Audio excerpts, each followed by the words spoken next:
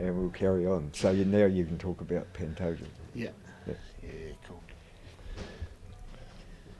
You know, Some good news just been announced or about to be announced. What do we say? just some good news has been announced, I guess, Yeah. because you're not going to release it till after. Yeah. Some big news just been announced. Eugene, Kai. Yeah, Kai's got his title shot. He's kind of clawed his way back from where he was, which was obviously he fought for the title and he wasn't successful. And luckily, he was determined enough and young enough and steadfast enough that he's worked himself into a position where he can try and do the most difficult thing there is to do in combat sports, and that's become the number one and the best fighter in the world. So, we're on the precipice of another hard training camp and another really good opponent. So it's not going to be an easy task, but Kai's going all in. He's putting everything into this, so I expect success.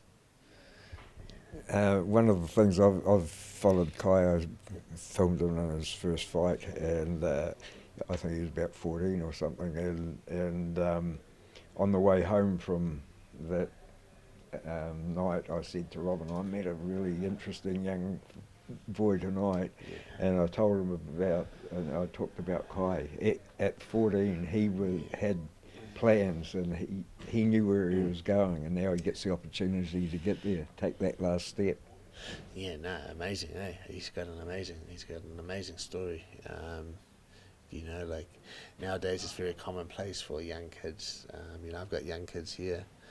They're only 18, 19, they're already brown belts, it's very commonplace nowadays to start young. But back then, there wasn't a big group of guys. Most of the guys back when he started, we all started in our 20s. All of us older guys. Kai was still, we were fighting at the same time. That's how early Kai was, and I haven't fought for a while, so he's been around, and it's been a long journey. And yeah, just a beautiful story, He's had all the ups and downs, all the trials and tribulations that a fighting career has. And he's come through them. He's been to the title, and he's lost the title. And now he's clawed his way back there. And now he's going to, like I said, he's going to have another crack at doing one of the most difficult accomplishments there is in combat sport. And that's to get that belt put around your waist. So, yeah, another big one, Tony. He seems to always just improve after each fight. Have you noticed that after the Usyk fight? Yeah, Kai's, in all honesty, what's really helped Kai what's helped Kai get to where he is now is that he has lost, It's cliche as it is to say that you always develop and learn just a little bit. There's just a little bit extra going on when you lose and you have to come back from those losses. You should always be on a journey for improvement, whether you win or lose. But it's just different when you lose. It's just like you can't get around that fact.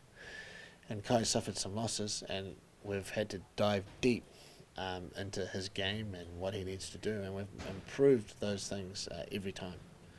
And that's part of why Kai's development has been so good.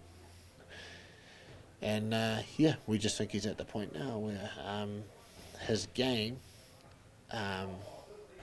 or the version of his game that he has now, is it's top notch. Like, he doesn't have many holes. Obviously, there's some specific stuff we have to work on for Pantoja. But yeah, if he's ever going to win that damn thing, it's going to be now. That's for sure. So we're going to give it a crack, Tony. Does the fact that he had a knockout win going into it that give more confidence, or is that sort of play in the head of some of the fighters? But how does Kai cope with that? It definitely gives you confidence, but in terms of what it gives you, in terms of like your development, I don't know. I don't know. It's good to knock people out. I know you can do it, but it's way better for a fighter to win on points and go the distance. Even if it's a one-sided fight, it's still way better to go the distance.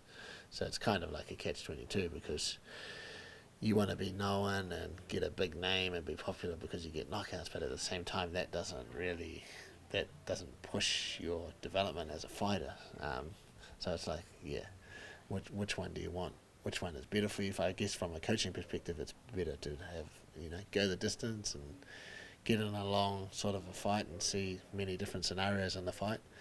But from a fighter's perspective, maybe it's better to just get a whole lot of knockouts, get in and out nice and safely, and be known as a guy that gets early stoppages. So it will get his confidence up going into the fight.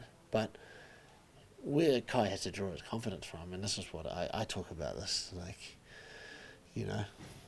I've often said to the boys, just before they walk out, one of the last things I say to them sometimes if I feel the need is that I tell them, I say, you haven't trained the last 12 weeks for this fight. You've trained the last 15 years. You've trained the last 20 years since you first walked in the gym. I said, you've done 20 years of training for this moment. I just let them remind me of that, so that they have that, they're not so focused on the camp and just they'd had a really good camp, bad camp. Don't matter about the camp. Like, you've done 20 years, a 20-year training camp to get to this point.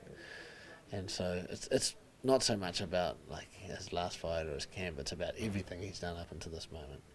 It's a lifetime of learning skills and acquiring knowledge that get you to this point.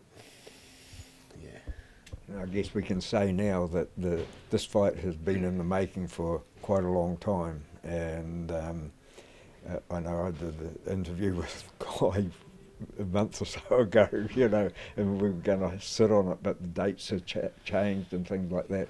Has that been a bit of a difficulty on the road to being ready, or not being ready too soon, or?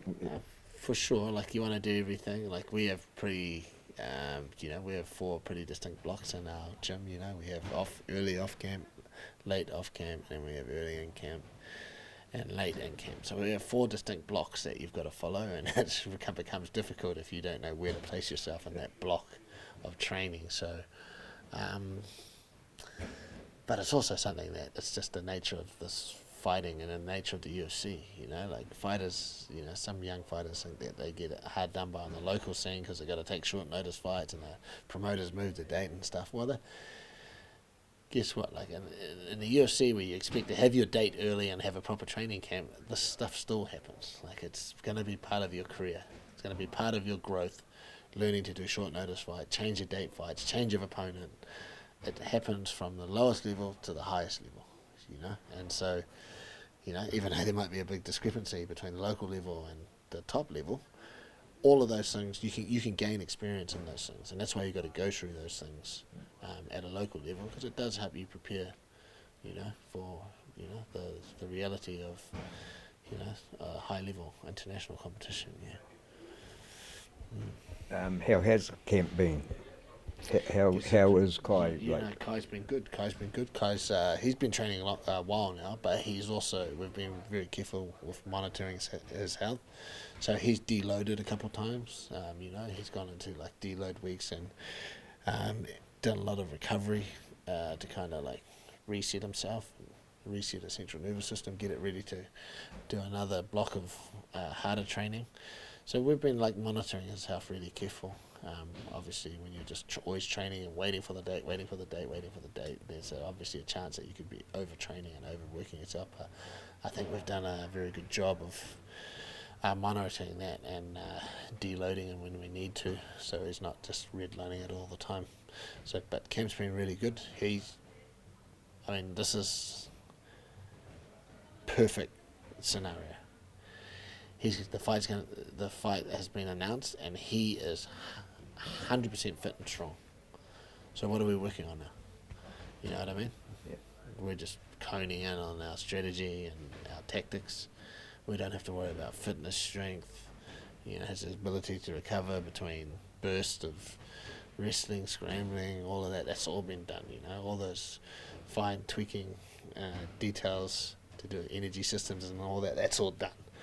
We just have to, we can 100% just worry about what's in front of us, and that's our opponent and what he does, and taking away what he does and emphasizing what Kai does. So that's the perfect scenario. When you hit a camp and the guy's not fit, and then you know, you've got to work on that, as well as do all your strategy and game planning and stuff. So you're trying to juggle both. He's tired all the time, can't be bothered to, you know, for listening to detail, paying attention. Technique comes out sloppy, drilling comes out sloppy, sparrings, you know, like it can be a mess when that happens. But Kai's going into this in a perfect scenario where all the groundwork's been done at a base level, and he's good to go. So we're looking good. Fantastic. Well, thanks. It's great. I bet everybody out there is happy that it's finally been announced. You are too, I guess, and we'll talk to you closer to the time. Absolutely. And good luck on Saturday or Sunday at our time for NAV. Cool. Thank you. Cool. Well, good. Should have covered it. That'll go. That's good if it comes out before NAV.